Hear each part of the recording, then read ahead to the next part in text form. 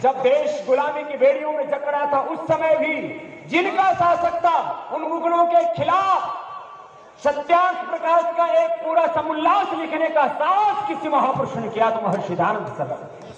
नहीं तो मुगलों के खिलाफ कोई बोलते, एक वाक्य बोलते, पूरा का पूरा चैप्टर लिख रहा हूं। जिन अंग्रेजों का शासन 150 से ज्यादा देशों में था, उनके खिलाफ पूरा चैप्टर लिख डाला। चर्च का साम्राज्य, चर्च की तूती पूरी दुनिया में बोलती है। किसी का खंडन करना, किसी को नीचा दिखाना महर्षि दयानंद का मकसद नहीं था, लेकिन वो सत्य के परम उपासक थे। और हम उन महर्षि दयानंद के अनुगामी हैं, शिष्य हैं, उनके वंशधर हैं। जो खूनी रिश्ते हैं, खून के रिश्ते, आजकल वो खून हो रहे, तार तार हो रहे, उनमें बड़े लड़ाई झगड़े हो रहे। बड़ा मुश्किल है संयुक्त परिवारों का देखना। अभी मैं जयपुर में गया तो एक भाई से मुझे मिलाया, बोले जी कि परिवार में 152 या 158 लोग हैं। मैंने कहा आज के युग में भी ऐसे संयुक्त परिवारों की श्रृंखला अनवरत है, शाश्वत है, ये भी वही बात है। चौधरी मित्रसेन जी ने जो संस्कार दिए, हमारे बड़े भाई रुद्रसेन जी और बड़ी माता तो हमारी हैं परमेश्वरी देवी, छोटी माता सरोज, इन्होंने पूरे परिवार को एक सूत्र में बांधा हुआ है। इसके लिए भी भाई का बहुत बहुत अभिनंदन है। सब भाई शक्तिशाली हैं, विवेकी हैं, सब पुरुषार्थी पराक्रमी हैं, अपने अपने क्षेत्रों में बड़ी बड़ी उपलब्धियां हासिल की हैं। फिर भी एक परिवार में एकता के साथ ये है एक पिता के संस्कारों की सच्ची विरासत। और चौधरी साहब तो खाली इस सिंधु परिवार को ही नहीं, वो तो जो सामने वाक्य लिखा हुआ मित्र से चक्षुषा आचरण का आधार है। वेद का पढ़ना पढ़ाना, वेद का सुनना सुनाना और वेद के अनुरूप चलना और चलाना, यही हमारियों का परम धर्म है। उसके बिना आचारहीनम न पुनन्ति वेदा हो जाएगा। तो ऐसे अवसर पर जब चौधरी मित्रसेन जी की स्मृति में उनके सपनों का भारत बनाने के लिए, उनके सपनों का आर्य समाज बनाने के लिए, उनके सपनों के अनुसार चरित्रवान से लेकर के राष्ट्र निर्माण में अपने अपने योगदान को सुनिश्चित करने के लिए आज एक बहुत पवित्र दिन है। व्यस्तताओं के बीच में पहले श्रद्धेय पूज्य आचार्य शिवाचन जी को आना था, वो कोरिया चले गए। भाई ने मुझे फोन किया, स्वामी जी आप कहाँ? मैंने कहा हूँ तो मैं हिंदुस्तान में। तो बोला आपको तो आना होगा। कल तक मेरा कार्यक्रम नहीं बन पा रहा था, तो भाई ने कहा कि अभी कोई सूचना आई नहीं, क्योंकि ये सारा प्रोटोकॉल जेड सुरक्षा अधिकारी सब पहले चलता है, तो पुलिस प्रशासन सबको बोलना पड़ता है, हेलीकॉप्टर लैंड करे उसके लिए अनुमति लेनी पड़ती है। तो फोन आया कि अभी तक कोई प्रोग्राम लिया। मैंने कहा प्रोग्राम को मुझे ही नहीं पता, मैंने ब्यूरो हो तो आगे बताऊं। तो लेकिन इस परिवार के प्रति हमारी एकात्म दृष्टि है, एकात्म भाव है, क्योंकि चौधरी मित्रसेन जी ने जैसे अपने सब बेटा बेटियों को प्रेम किया, ऐसे ही हमें सन्यासी की तरह जहाँ गौरव देते थे, वही पुत्रवत हमसे आत्यंत की प्रीति भी किया करते थे। मैं उनके को प्रणाम करता हूँ, उनके विश्वास को, उनकी श्रद्धा को, जो वो हमेशा, मैंने घंटों घंटों उनके साथ बात की। कोई अभी लंबे चौड़े प्रसंगों की बात नहीं कर रहा, लेकिन हमेशा उनके मन में सपने रहा करते थे हमारे गुरुकुल बहुत यशस्वी होने चाहिए, गुरुकुल के ब्रह्मचारी खूब यशस्वी होने चाहिए। जैसा गुरुकुल का ब्रह्मचारी कैसा होना चाहिए, जैसे ब्रह्मचर्य सूक्त में लिखा वैसा होना चाहिए। चक्षुश्रोत्र यशस्वासुदिह्यन्नम रोहित अन्नम रेतो लोहित मूत्रम तानि कल्पस्थलीलस्य पृष्ठित तपोतिष्ठ तप्यमानो। माने जो एक पूरा, जैसे हमारे गुरु जी कहा करते थे कालवा वाले कि ब्रह्मचारी में इतना बल होना चाहिए, इतना सामर्थ्य होना चाहिए कि धरती पर प्रलयंकारी कार्य कर सके, वो कालजयी कार्य कर सके, युगांतरकारी कार्य कर सके। ऐसा पुरुषार्थ, ऐसा पराक्रम, शौर्य, वीरता गुरुकुल के ब्रह्मचारियों में होनी चाहिए। कुछ लोगों में ये हीनता का भाव रहा करता था, गुरुकुल में पढ़ा हुआ क्या करेगा। अब जब गुरुकुल के स्नातक आपके सामने आते हैं, तब अब लोगों के मुख से आता है गुरुकुल का पढ़ा हुआ क्या नहीं कर सकता, सब कुछ कर सकता। तो ये उत्साह, ये शौर्य का भाव, ये वीरता का, पराक्रम का, उत्साह का भाव हम सब में रहना चाहिए। उस शौर्य के, उस वीरता के, उस उत्साह के आप सब उपासक हैं और महर्षि दयानंद के सपनों को विश्व हिंदू परिषद तो जिन्होंने उसके माध्यम से पूरा जीवन भारतीय संस्कृति के लिए समर्पित किया, हिंदू धर्म के लिए समर्पित किया, ऐसे हमारे माननीय रोहतक हमारे पद्मश्री आचार्य डॉक्टर सुकामा जी, उसका हर आंसू रामायण, प्रत्येक कर्म ही गीता है और वेदों के मंत्रों को जिस तरह से उन्होंने जिया। और आज मैं समझता हूं किसी झरने की आज आवश्यकता है तो एक ही झरने की आज आवश्यकता है कि मित्रता का झरना सदैव हम सबके दिलों में बहता रहे। एक प्यारा सा गीत है, जोत से जोत जलाते चलो और प्रेम की गंगा बहाते चलो, लेकिन ये तभी वो संभव है जब हम सब के भीतर एक मित्रता का भाव हो। जब मित्रता होती है भीतर तो फिर जो आज पूरे विश्व में एक आग लगी है, आज जो एक दूसरे पर अटैक हो रहे हैं, आज जो आक्रमण हो रहे हैं, ये उसी का परिणाम है कि लोगों ने धर्म के सही अर्थ को नहीं समझा। अटैक वही करते हैं जो धर्म की महिमा को नहीं समझते। वैश्विक वाणी है, वैदिक वाणी, वैश्विक वाणी, और इसलिए आज पूरे विश्व में किसी भी कोरोना की वैक्सीन आई और आज पूरे भारत ने उसे केवल अपने तक नहीं 200 करोड़ वैक्सीन बांटी और 100 देशों में उस वैक्सीन को पहुंचाया, लेकिन कोरोना आया और चला गया। लेकिन रखवाली करने वाले कुत्ते होते, बकरियां ठेला ठेली करती है, ये भी ठेला ठेली करता था, धक्के देता था, धक्के खाता, लेकिन कुत्तों के भौंकने से ठीक होना पड़ता है, वापस झुंड में आ जाना पड़ता है, नहीं तो कुत्ते परेशान करते हैं। और उनकी भी नहीं मानी तो जिस असली शेर को मालूम था कि मैं असली शेर हूं, वो आया और शिकार करने की इरादे से उस झुंड को देखने लगा दूर से। तो आश्चर्य, बकरियों में एक नौजवान शेर भी है, बकरियां उसको भी धक्के मार मार के बाहर कर देती है और कुत्तों के भौंकने से फिर झुंड में वापस आ जाता।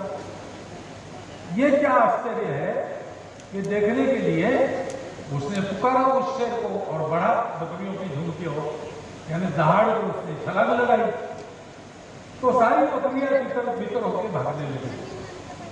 वो शेर जो बकरियों में पड़ा था वो भी भागने लगा, इसने झपटा मार के उसी को पकड़ा, वो थर थर कांपने लगा, गिड़गिड़ाने लगा, महाराज छोड़ दो, मैं अनाथ हूँ, मेरे माता पिता नहीं है, ये तो बकरियों की संगति में मैं इस जंगल में आता था, मुझे पता नहीं था आप यहाँ आने वाले हैं, एक बार छोड़ दीजिए फिर नहीं आऊँगा।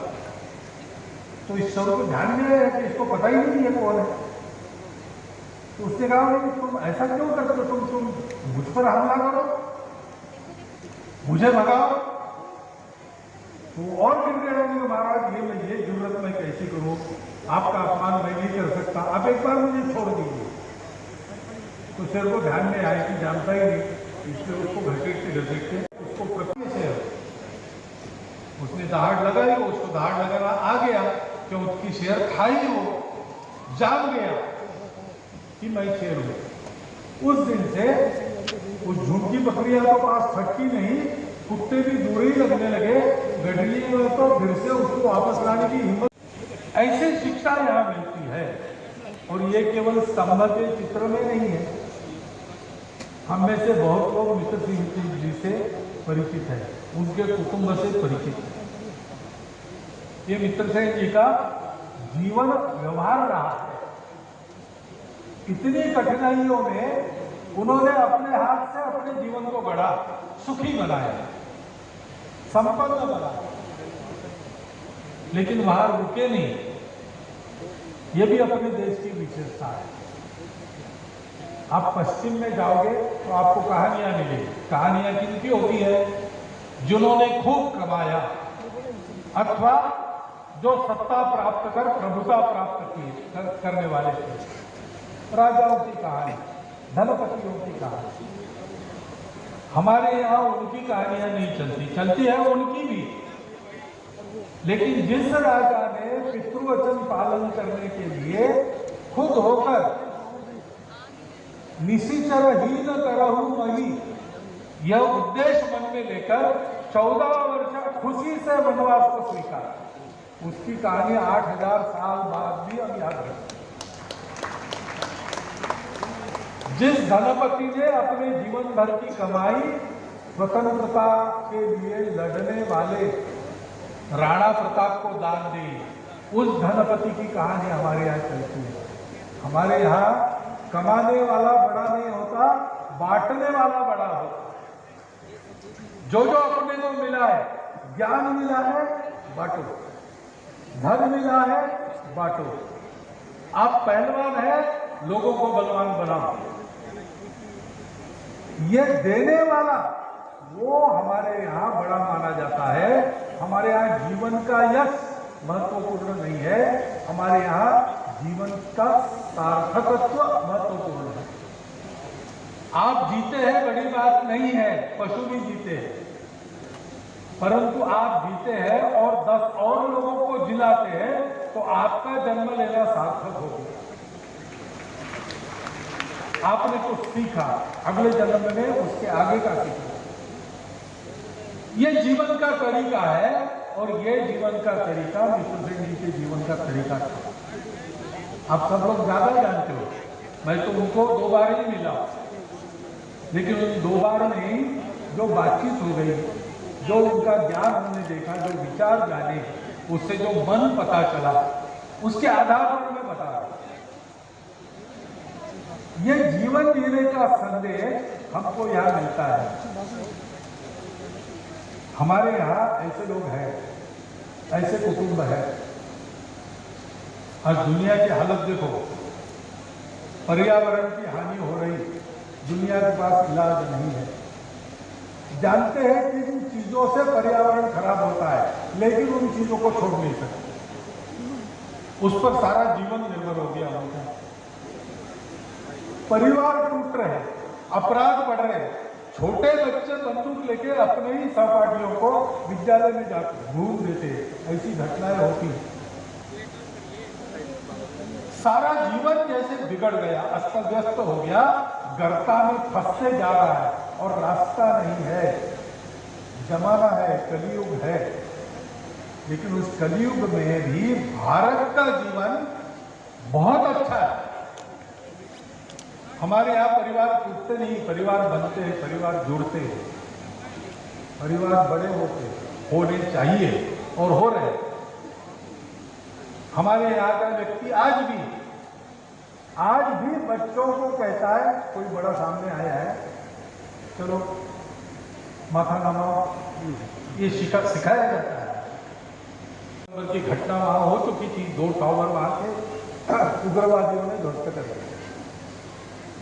विमान लेके गए और विमानों को गिराकर वहां पर मनुष्य हानि, प्राण हानि, माल की सारा नुकसान कर दिया। मैं 3 साल बाद गया, 5 साल बाद गया, सितंबर के महीने में गया।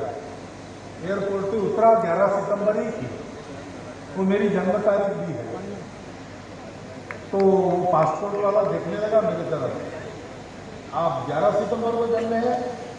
मैंने कहा वापस जाओ, कहता है क्या है पता नहीं, लेकिन लिखा था। मैंने कहा हाँ।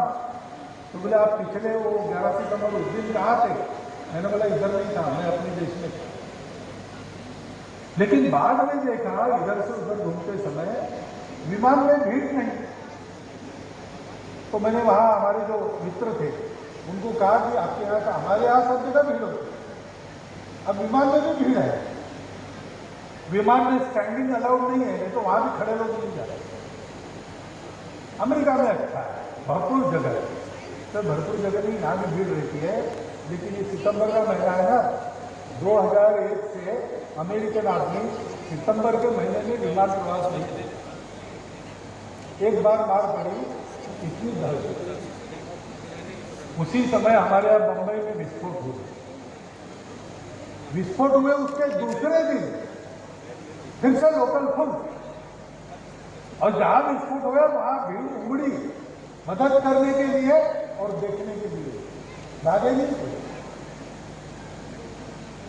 भूज में इतना बड़ा भूकंप आया गुजरात में, लोग उससे उबर गए, उन्होंने अपना नया जीवन खड़ा कर दिया। निराशा का नाम नहीं रहता, आघात होता है, कमर टूटती है, लेकिन लोग बताते आते हैं। नासिक शहर में गोदावरी को बड़ी बाढ़ आई और झोपड़ियां जो बसी के किनारे पर बह गई, तो वहां रहने वाला एक विद्यार्थी अपने प्राध्यापक के यहाँ गया। आते ही प्राध्यापक को मालूम हुआ कि इसका नुकसान हुआ है, मदद मांगने आया होगा, करना तो है, अपना विद्यार्थी है, वो स्वाभाविक है, कोई बड़प्पन की भावना होगी नहीं, लेकिन अपेक्षा की मांगेगा, देंगे आप। तो जेब की तरफ हाथ गया तो विद्यार्थी ने कहा कि क्या जेब में हाथ मत डालिए, मैं ये कह रहा था कि गोदा माता आ गई, आंगन में खेल गई, जाते जाते अच्छे लगे, इसलिए घर के बैठे लोग सब बाहर से ले गई और थोड़ा सा खड़ा किया था, वो सब बैठ गया, अब फिर से हमको करना है, लेकिन हमारी कमर टूटी होगी, हिम्मत नहीं टूटी है, आपके पास मांगने के लिए नहीं आया हूं, आप मेरे पेट पर हाथ धर के लड़ो, ऐसा कहो, बाकी मैं देख लूं। ये हमारा समाज,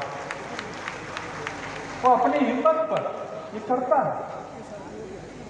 इस पुरुषार्थ को सिखाने वाला प्रत्यक्ष जीवन भी हमारे पास है, और इसीलिए वो सारे प्रभाव हमारे यहां भी आए हैं।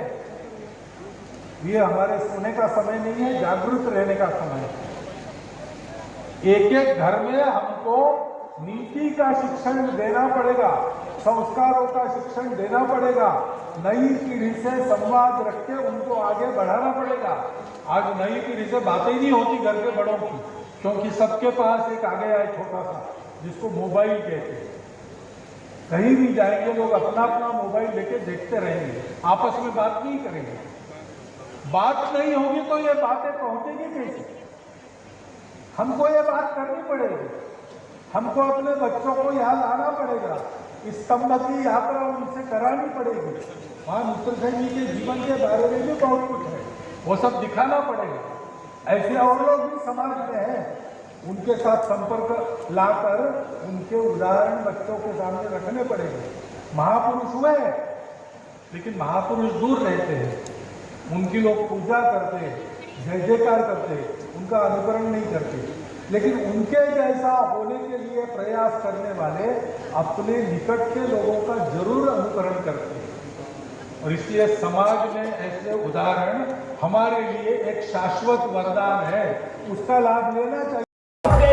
उनको हमें बचाना, पाखंडों के फंदों से है उनको हमें छुड़ाना, वो भूले भटके। ऐसी अच्छाई का दर्शन करके उसका अनुकरण करना ये अपना कर्तव्य बनता है।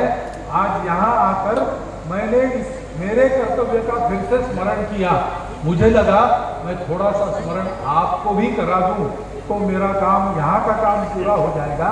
ये मेरा भाषण नहीं है, ये आपके साथ मैंने मेरे मन की बात कही है, कृपया उसका विचार कीजिए। इतना एक अनुरोध आपके सामने रखता हूँ और आपको धन्यवाद देता हुआ मेरे 4 शब्द समाप्त।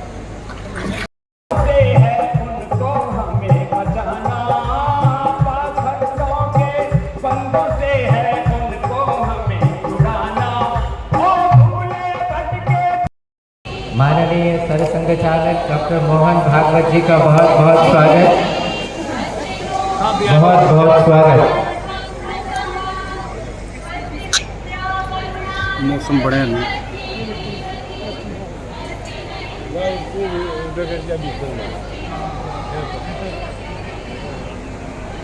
बैठ लिया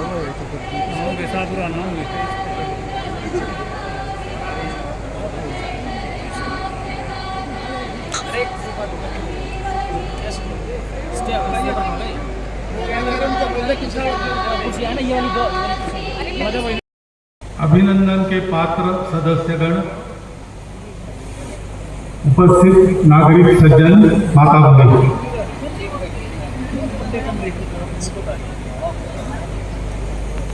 मेरा किसी काम से हमारी एक बैठक थी, उसके लिए रोहतक आना हुआ था। सन मुझे याद नहीं है। सृष्टि उत्पत्ति से आज तक इसमें हम उलझी थी, हमको पता चलती है, और ये जानकारी, ये ज्ञान दुर्भाग्य से आजकल विद्यालयों में नहीं मिलता।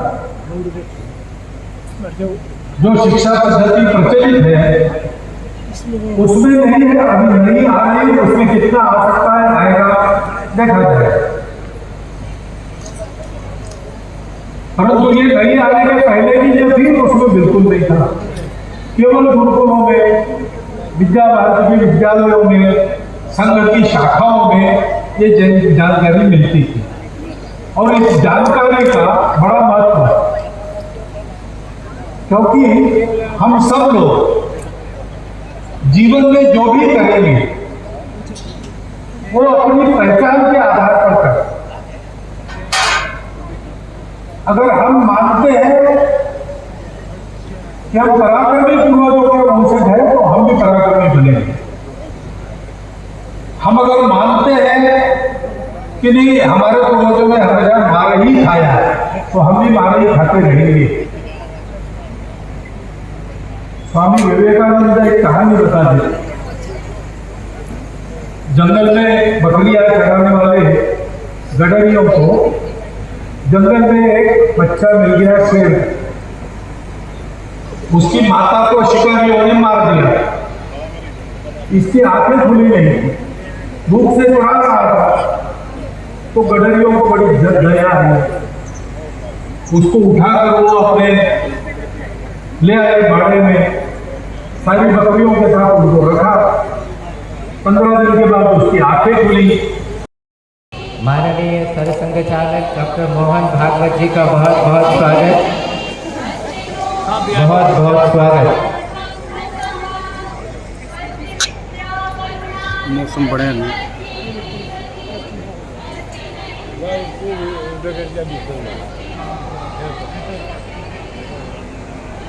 बैठ लिया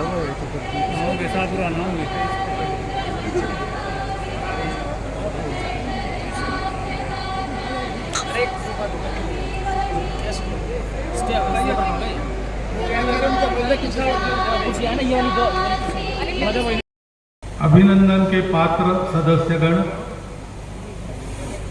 उपस्थित नागरिक सज्जन, माता बहनों,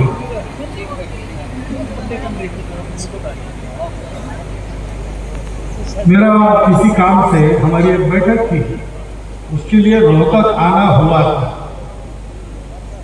सन मुझे याद नहीं है। सृष्टि उत्पत्ति से आज तक इसमें हम उलझी थी, हमको पता चलती है, और ये जानकारी, ये ज्ञान दुर्भाग्य से आजकल विद्यालयों में नहीं मिलता। जो शिक्षा पद्धति प्रचलित है उसमें नहीं है, अभी नहीं आ रही, उसमें कितना आ सकता है, आएगा, देखा जाए। परंतु ये नहीं आने के पहले की जो थी उसमें बिल्कुल नहीं था। केवल गुरुकुलों में, विद्या भारती के विद्यालयों में, संघ की शाखाओं में ये जानकारी मिलती थी, और इस जानकारी का बड़ा महत्व है, क्योंकि हम सब लोग जीवन में जो भी करेंगे वो अपनी पहचान के आधार पर करें। अगर हम मानते हैं कि हम पराक्रमी पूर्वजों के वंशज हैं तो हम भी पराक्रमी बनेंगे। हम अगर मानते हैं कि नहीं, हमारे पूर्वजों ने हमेशा मार ही खाया है, तो हम भी मार ही खाते रहेंगे। स्वामी विवेकानंद एक कहानी बता दी। जंगल में बकरियां चराने वाले गडरियों को जंगल में एक बच्चा मिल गया, शेर। उसकी माता को शिकारियों ने मार दिया।